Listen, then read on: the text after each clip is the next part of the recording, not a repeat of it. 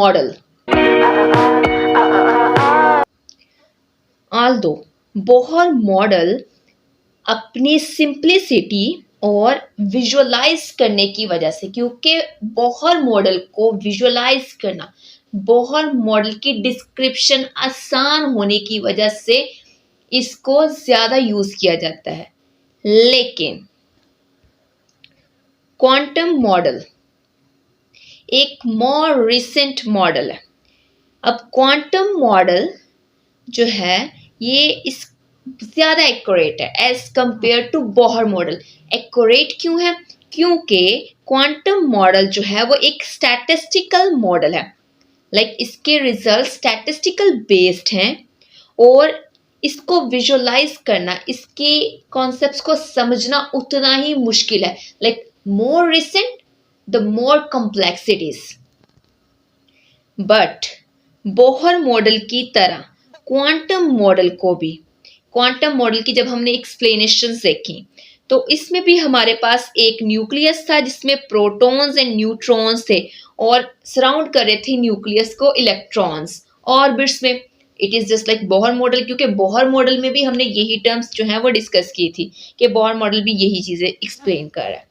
So unlike Bohr model, the electrons in quantum model do not exist in precise circular orbits as particles. क्योंकि Bohr model में हमने ये कहा कि जो इलेक्ट्रॉन्स रिवॉल्व कर रहे हैं न्यूक्लियस के इर्द गिर्द वो सर्कुलर ऑर्बिट्स में रिवॉल्व करते हैं, लेकिन इन क्वांटम मॉडल वो सर्कुलर ऑर्बिट्स नहीं थे, ऑर्बिट्स एलिप्टिकल फॉर्म में थे। सो ये रीजन आ गई जहां पर हमारा बोहर मॉडल से क्वांटम मॉडल में फर्क आया और क्वांटम मॉडल जो है वो मोर प्रिसाइज और एक्यूरेट इंफॉर्मेशन हमें प्रोवाइड कर रहा था। सो नेक्स्ट हमारे पास ये आता है कि ये जो क्वांटम मॉडल है ये दो इंपॉर्टेंट थ्योरीज जो हैं ये पेश करा है। वो कौन सी थी? एक है wave particle duality and the second one is the uncertainty principle. Let's discuss this theories. Wave particle duality, अब इसकी एक्सप्लेनेशन हम क्वांटम मैकेनिक्स को कहां से देखा गया कि क्वांटम मैकेनिक्स के कॉन्सेप्ट्स कहां से लेके आए। तो जब नेचर की लाइट को देखा गया तो ये क्वेश्चन अराइज हुआ कि लाइट जो है वो वेव की तरह बिहेव कर रही है या पार्टिकल की तरह। लेकिन एक्सपेरिमेंट्स ने ये बात शो करवा दी कि जो हमारी लाइट है वो एज अ वेव भी बिहेव करती है और एज अ पार्टिकल भी बिहेव करती है, लेकिन साइंटिस्ट इस चीज को एक्सप्लेन नहीं कर पा रहे थे। लेकिन वो इस बात का पता लगाना चाह रहे थे कि एक्चुअल में लाइट है क्या। सो वेव पार्टिकल डुअलिटी वो तो हो गया कि ये हमारे पास क्वांटम मैकेनिक्स की जहां से स्टार्टअप हुआ कि क्वांटम मैकेनिक्स स्टार्ट कहां से हुई। उसके बाद हमारे पास ब्लैक बॉडी रेडिएशंस आई। देन 1905 में आइंस्टाइन ने अपना फोटो इलेक्ट्रिक इफेक्ट का पेपर पब्लिश किया। तो ये सारे कॉन्सेप्ट्स जो थे वो बेस बनी हमारी क्वांटम मैकेनिक्स की। ये तो हम क्वांटम मैकेनिक्स में चले गए, लेकिन हम अभी डिस्कस करें क्वांटम मॉडल को। सो क्वांटम मॉडल को जब डिस्कस कर रहे थे तो इसकी जो दो थ्योरीज थी उसमें वेव पार्टिकल डुअलिटी आती थी। अब जैसे लाइट हमारी both as a wave as a particle like photons, quantized wave packets, इस तरह से बिहेव करती है। इसी तरह से इलेक्ट्रॉन्स को भी ये ख्याल किया जाता था कि इलेक्ट्रॉन्स में भी डुअल कैरेक्टरिस्टिक्स जो है वो मौजूद है। Electrons exhibit a dual characteristics.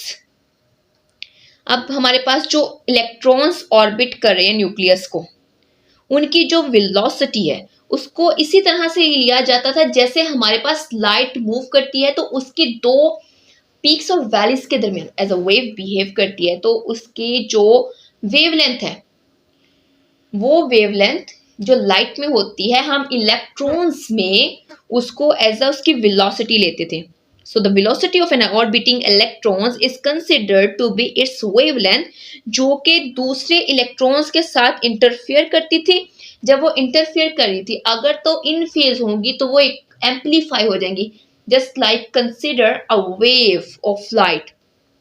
जब हमारे पास दो वेव्स आ रही हैं और वो उनका जो फेज शिफ्ट है वो सेम है, जब फेज शिफ्ट सेम होगा तो उससे दोनों वेव्स जो हैं वो जब एक दूसरे के साथ कोलाइड करेगी, इंटरफियर करेंगी, तो उनका जो एम्पलीट्यूड है वो इंक्रीज हो जाएगा, एम्पलीफाई हो जाएगा। लेकिन इन केस अगर दोनों वेव्स आउट ऑफ फेज हैं, उनका फेज शिफ्ट डिफरेंट हो गया, तो वो एक दूसरे के इफेक्ट को इंटरफेयर होने से कैंसिल कर देंगी। सो इसी तरह जब हमारे पास इलेक्ट्रॉन जो है वो दूसरे नेबरिंग इलेक्ट्रॉन्स के साथ इंटरफियर करता है, तो या तो वो एम्पलीफाई हो जाएगा या एक दूसरे को कैंसिल कर देगा।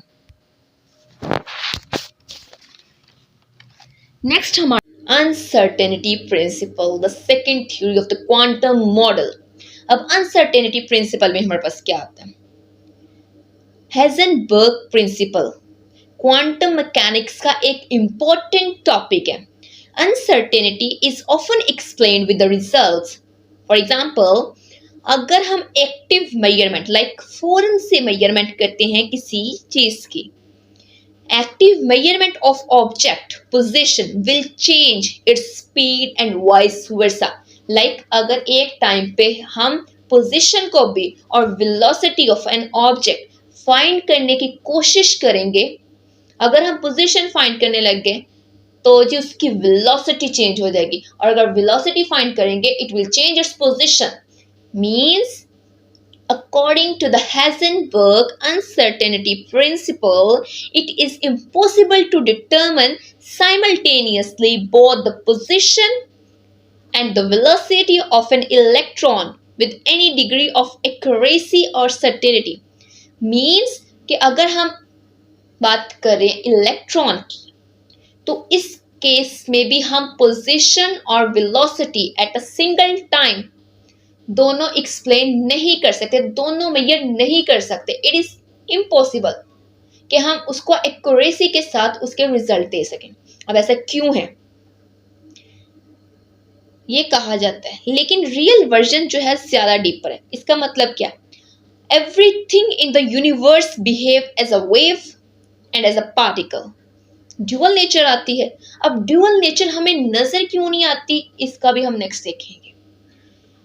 Means everything in the universe behave as wave and a particle at the same time। So what's the next?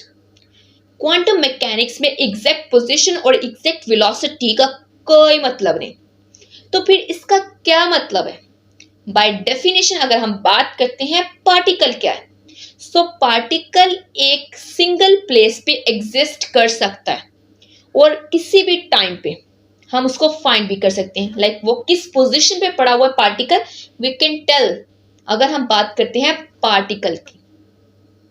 What about wave? Now what's the next? Waves on the other hand. अगर waves को देखते हैं तो waves हमारे पास क्या होती है? Disturbance in anything produces phase.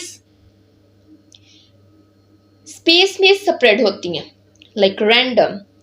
तो लाइक इसकी एग्जांपल हम लेते हैं, जैसे रिपल्स हमारे पास एक टैंक में होती हैं, या अगर हम किसी पूल में पत्थर फेंके तो उससे हमारे पास वेव्स प्रोड्यूस होते हैं। So you can say waves किस तरह से मूव करती जाती हैं।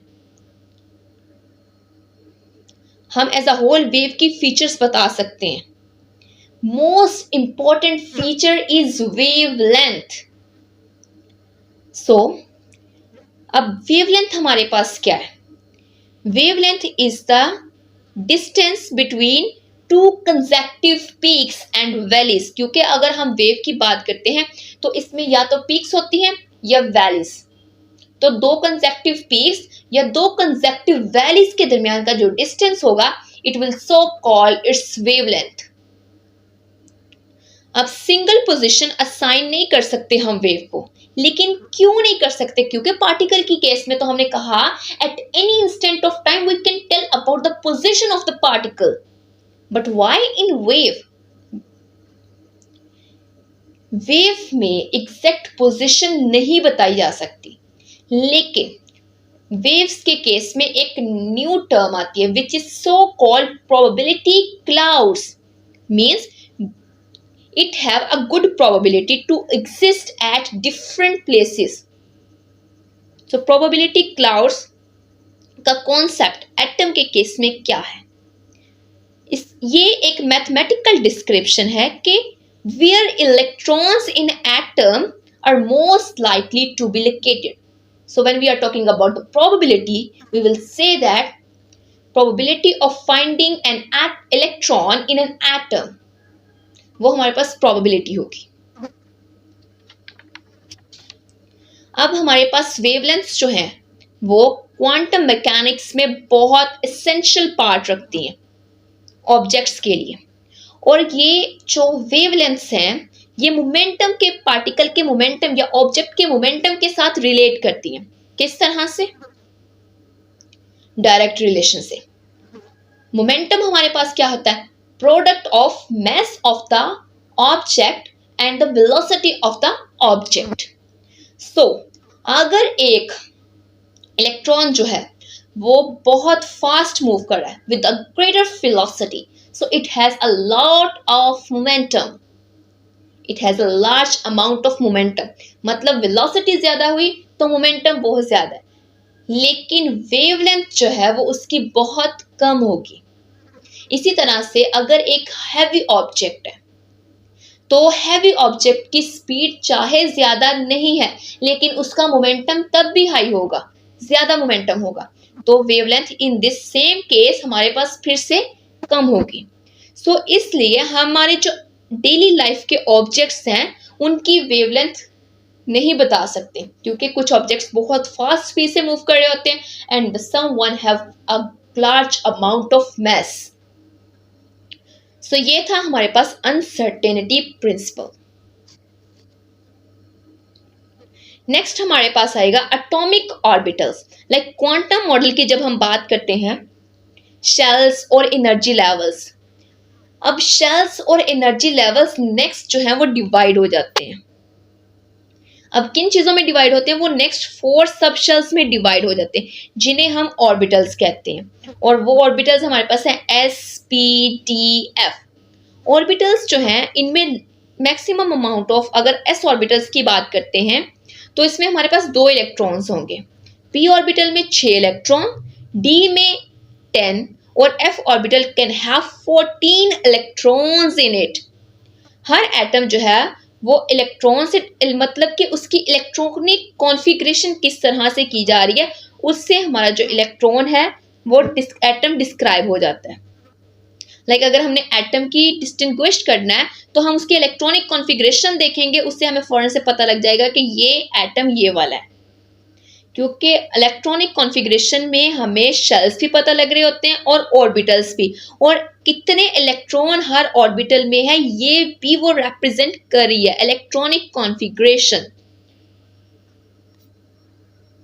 फॉर एग्जाम्पल अगर हम नाइट्रोजन की ही बात करते हैं तो इसमें हमारे पास टोटल होते हैं 7 इलेक्ट्रॉन्स।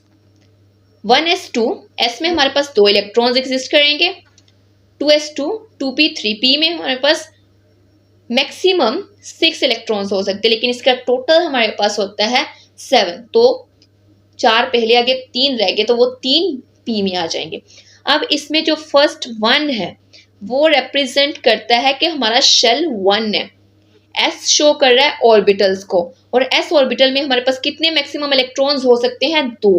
तो 2 ऊपर जो हमारे पास सबस्क्रिप्ट में है, सुपरस्क्रिप्ट में है, वो हमें बता रहा है कि इसमें कितने इलेक्ट्रॉन्स हैं। अब एटॉमिक ऑर्बिटल्स जो हैं वो सर्कुलर पाथ, जो हमारे डिस्क्रीट सर्कुलर पाथ से उनके साथ रिजेंबल नहीं करते, जो हमने बोहर, क्योंकि फर्स्ट हमने कहा इसका कि ये बोहर मॉडल से इस तरह डिफरेंट है कि इसमें सर्कुलर ऑर्बिट्स नहीं होते, लेकिन बोहर ने प्लैनेटरी मॉडल में सर्कुलर ऑर्बिट्स का कॉन्सेप्ट दिया था। क्वांटम मॉडल में डिस्क्रीट सर्कुलर पैथ्स नहीं होते। क्वांटम पिक्चर, हर शेल जो है बोहर मॉडल का, उसकी 3 डायमेंशनल स्पेस होती है एटम के अराउंड, जो कि रिप्रेजेंट कर रहा होता है उसकी एवरेज एनर्जी, इलेक्ट्रॉन क्लाउड की मीन एनर्जी कितनी है। अब टर्म इलेक्ट्रॉन क्लाउड जो है वो हमारे पास वही चीज है, प्रोबेबिलिटी क्लाउड जिसे हम कहते हैं।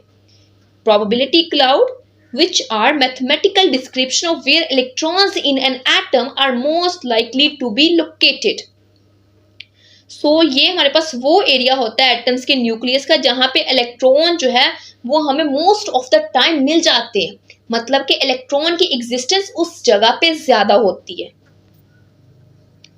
नेक्स्ट हमारे पास शेप्स आ जाती है कि हमने बात की कि इलेक्ट्रॉन जो हमारे पास शेल्स हैं उसमें 3 डायमेंशनल होती हैं।